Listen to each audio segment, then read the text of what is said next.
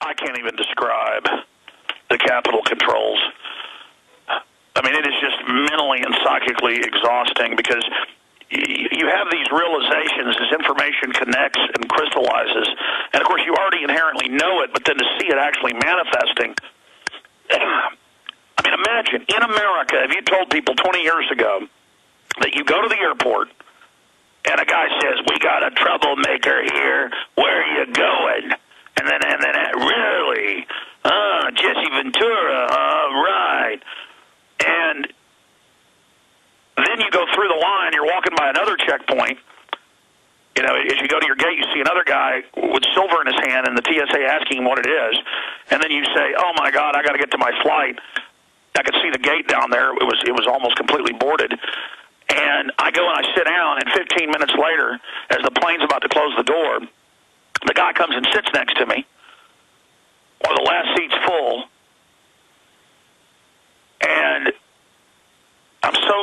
anyway, side issue. The point is, it was like fate that he'd be on my plane and then sit right next to me because it was like 2 seats left. One guy got on, a black guy got on real late and got the seat behind me, and then this guy got on last and got the very last seat on the plane.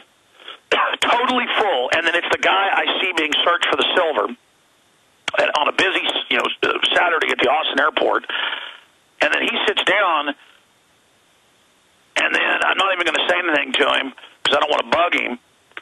And then I'm talking, he goes, "Aren't you Alex Jones?" And it turns out he's a listener. And then he describes what he went through for like 6 minutes, he said at least. They asked him, "Why do you have the silver? Where are you going? What's it for?" We're talking 7 silver coins, U.S. mint, 1 ounces, and 1/10 of an ounce, a little gold coin. I forgot to ask him what type it was. He was trying to show it to me in the airport, but I was too busy talking. And then when we got off the airplane, I interviewed him there in Las Vegas with the slot machines, in the background at the airport, only in Vegas. And again, if you just tuned in, I'm here to be interviewed for the TV show by Jesse Ventura. I was interviewed some yesterday. I'll be interviewed this afternoon. People are asking, "What are you doing in Vegas?" Believe me, folks, I wouldn't be here if it wasn't for work. That's where Ventura's meeting a bunch of people because he won't fly now because of the TSA. And then you're like, "You're always criticizing Vegas, and now you're there." Duh, this is where they're doing the interviews, but it doesn't matter. It's always crucify Alex Jones. The point is that I'm here, and I'm watching this guy go through these capital controls that they always put on countries right as the nation collapses, right as they're getting ready to devalue the currency, right as they're getting ready to freeze how much money you can get out. And under a cashless society, if you think Bank of America and other banks announcing $5 every time you use your own debit card, not only is it banks aren't going to give you much interest on, not even 1% on money you have in their bank, now they're starting to say they're going to charge you to keep your money in the bank, and they're going to charge you every time you use it. And then when they do automatic deposits from work, they're saying they're going to take a piece.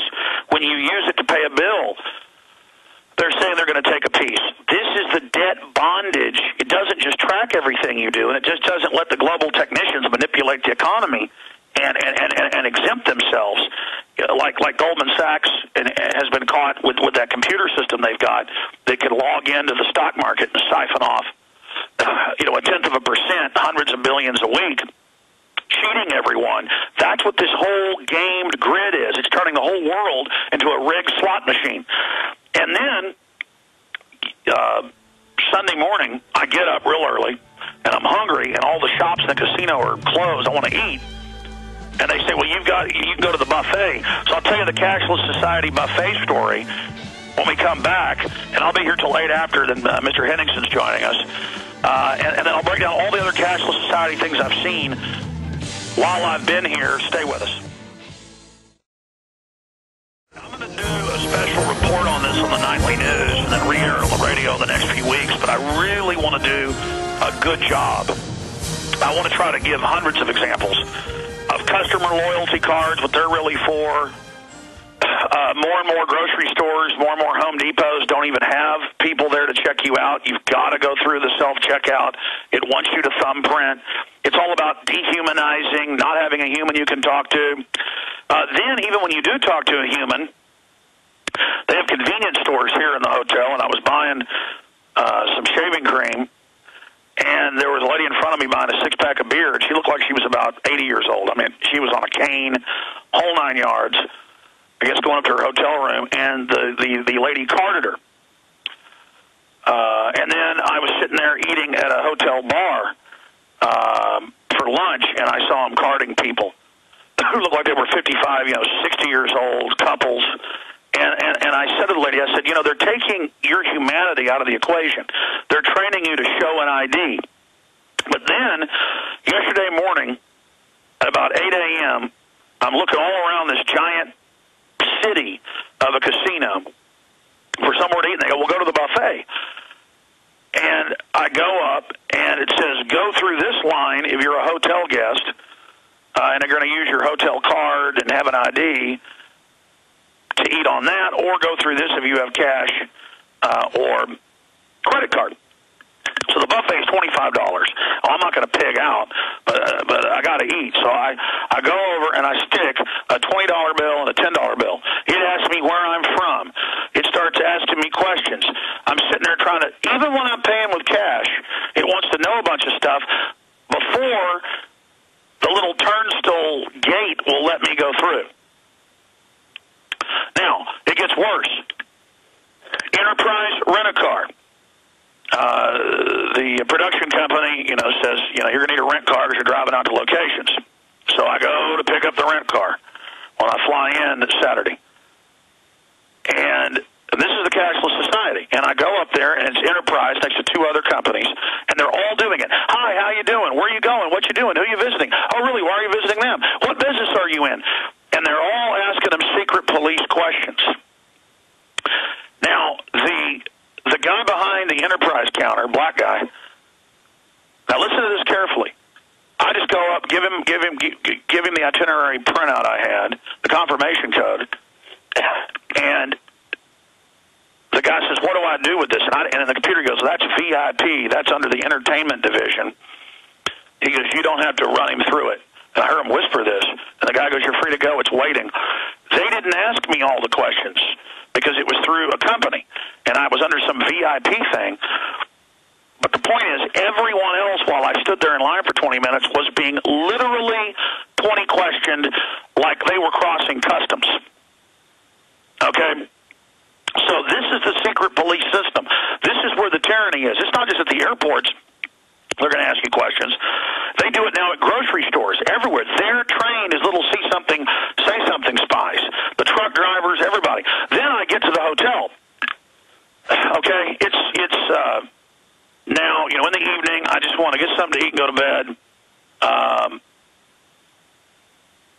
Boom, right after I check in, Ventura arrives. The point is, the woman gives me like 50 questions. I mean, this went on and on for like 25 minutes, and I'm like, come on, you got it. And she kept acting like she didn't have it in the computer unless I answered all her questions. Oh, it's an entertainment company. What is it? What are you doing in the show? And I'm like, lady, I've given you my ID.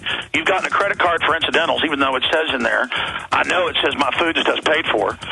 And I mean, it's really nice to her, too. I'm sitting there, and I'm getting question after question after question, and she won't check me in till I answer all of it. This country's a giant, stinking Nazi prison. Don't put up with it anymore, people. We are back in the third hour. This is Aaron Dyke sitting in, but we still have Alex Jones on the line joining us now. And you heard him before talking about all the cashless checkpoints, all the secret spy questions you get asked at car rental places. I've seen the same thing. And I told him the last time I was in Denver when I had to wait an hour because the line was totally long, and they asked 10 or 20 questions of you. Where are you going? What are you doing? Is this business or pleasure? I said, I'm not going to participate in your database. And the guy tried to tell me it was required by law, and I just refused to answer his questions. I still got the rental car, of course. You know why he said that? See, that's Patriot Act compliance that's totally unconstitutional. It's know your customer for banking. And now they say it's for hotels, rental cars, businesses, and that's why they admit this going back a decade. The reason they card everybody for tobacco, beer, now gas, anything, they're now saying gas could be used as a weapon. It's guilty until proven innocent. They're training you for the cashless society where you have to do everything on a card. Even if you pay cash, you're going to have to swipe the card to prove the chain of that cash wasn't involved in money laundering or drugs or black market economy. That's why a bunch of states are moving to ban cash and secondhand sales. I want people to realize the magnitude of this. I mean, literal 20 questions. But because a major corporation with his TV network was in a database because it's Time Warner, then, I was VIP. They were waiting, kissing my hind end down there when I came with the keys. They were all there because I was VIP. Everybody else, though, had to be put into the database, but I was trusted because I was part of the big corporate structure. I mean, this is the New World Order system. This is where this is going with the trusted traveler. And it's all about them being able to turn your accounts off. Once it's cashless, you can buy nor sell without it. And these atheists are like, oh, shut up, Christian. Even if you don't believe in the Bible. Folks, what a horrible idea to give a corrupt state this power. And I know after the break you're going to get to this Atlantic article where they say, yes, domestic checkpoints are coming to highways and shopping malls and football stadiums near you. What's wrong with that? It's a wonderful, good idea. These people are giving people attitude at the checkpoints. Folks, and they say it's a privilege to drive. It's not a privilege. Under commerce, in the 1920s, they made it a privilege under county laws to drive large trucks. They sold the public on, they're making money on roads you're paying for. Make them pay a percentage. They use class envy.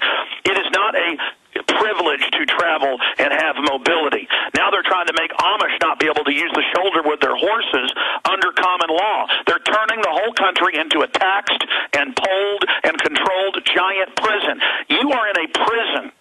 You were treated like a 5-year-old child who's going to the planetarium when you try to get a rental car, when you check into a hotel, when you go to restaurants, they ask you 20 questions.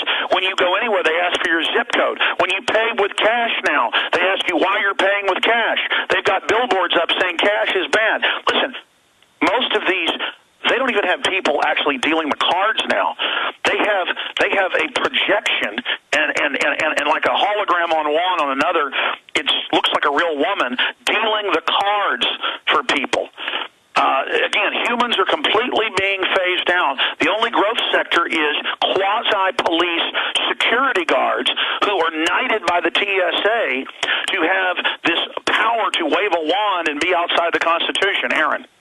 Yeah, and you see the lure of all this high-tech stuff as though we're supposed to just all lap it up and enjoy it when it's meant there to control us. You remember the Army War College preparing for economic unrest and riots in Arizona, I believe, back in 2008.